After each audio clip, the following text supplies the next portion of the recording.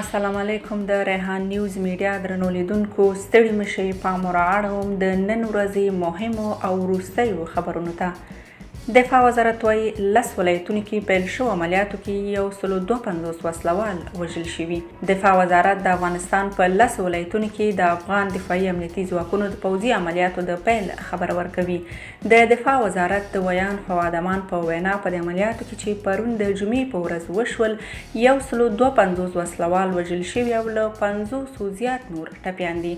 ښاغلي امان د دې عملیاتو پر مهال د هرات ولایت د کرخ ولسوالۍ د بیرته نیولو خبر هم ورکړ.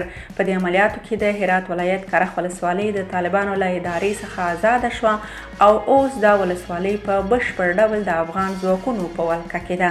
په عین حال کې د هرات والي د کرخ ولسوالۍ له نیولو وروسته په یو پیغام کې طالبانو ته خبرداری ورکړه چې دولتي ځواکونه به د هرات په نورو نیول شوو سیمو کې به هم په طالبانو پسې ورشي. روغتیا وزارت وایي اختر کې د کرونا ناروغانو شمیر 3 سلنه زیات شوی. د عامه روغتیا وزارت خبرداری ورکوي چې افغانستان د کووید 19 د مثبت مواردو له زیاتوالي سره لاس او ګریوان دی او وایي چې د اختر په 3 ورځو کې د دې ناروغۍ له کبله د ناروغانو شمیر 3 سلنه زیات شوی دی. 2 اونۍ مخکې په افغانستان کې د کرونا په مثبت مواردو کې په سلو کې 15 کمښت راغلی و. د روغتیا وزارت مرستیال ویان میرویس علیزي پرون شپه رسنیو ته وویل چې د اختر په ورځو کې خلکو لکه څنګه چې لازمه وه همکاري ونه کړه نو ځکه د کرونا د ناروغانو شمیر لوړ شو. علیزي زیاته کړه موږ شاهدانو چې هیوادوالو په اختر کې د یو بل کره تګ راتګ لاره. د عامه روغتیا وزارت روغتیایي لارښوونې یې نه عملي کولې او له ماسکه یې کار نه اخیست. نو دا امکان شته چې له اختر وروسته یو ځل بیا د کرونا په مثبتو پیښو کې زیاتوالی راشي. په داسې حال کې چې د پوهنې او لوړو زده کړو وزارتونه په ښوونځیو او د لوړو زده کړو په مؤسسو کې د حضوري زده کړو د احتمالي پیل خبر ورکوي.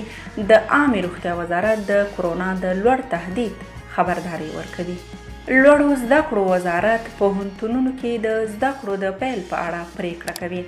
په پام کې ده چې د لوړو تحصیلاتو وزارت نن د هیواد پوهنتونونو او د لوړو زده کړو په نورو مؤسسو کې د حضوري زده کړو د پیل په اړه پریکړه وکړي.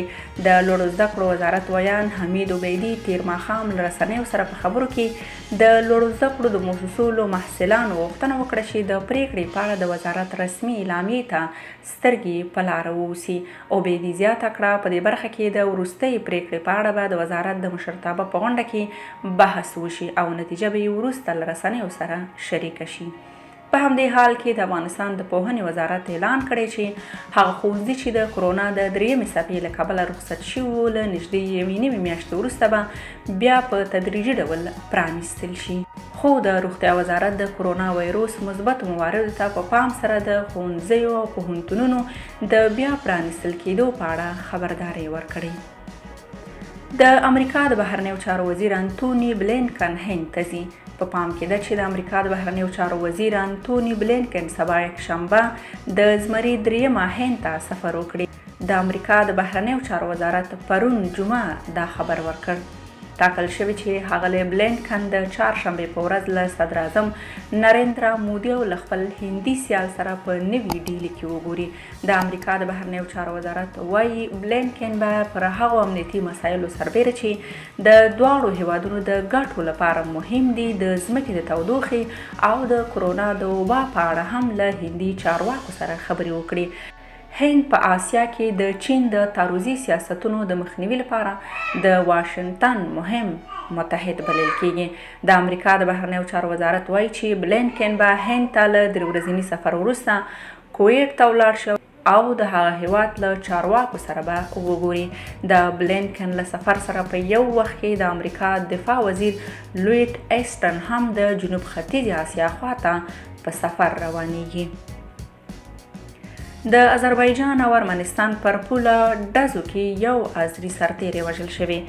د آذربایجان او ارمنستان ترمنځ پرون جمعه د ناګور ناقرهباغ د لانجمنې سیمې پر سر د جګړې په دوام یو ځل بیا په سرحد کې د خونړۍ نښتې راپور ورکړل شو. د آذربایجان د دفاع وزارت په یو بیان کې ویلي دي چې لومړی ارمني ځواکونو د دواړو هیوادونو ترمنځ د رسمي سرحد په کلبارجار سیمه کې ډزې پیل کړې چې په نتیجه کې یو ازري سرتیری وژل شوی دی. د ارمنستان پوځ په ځواب کې آذربایجاني ځواکونه ګرم بللي او ویلي دي چې د ازري ځواکونو په ډزو یې 3 سرتیري ټپیان شوي دي.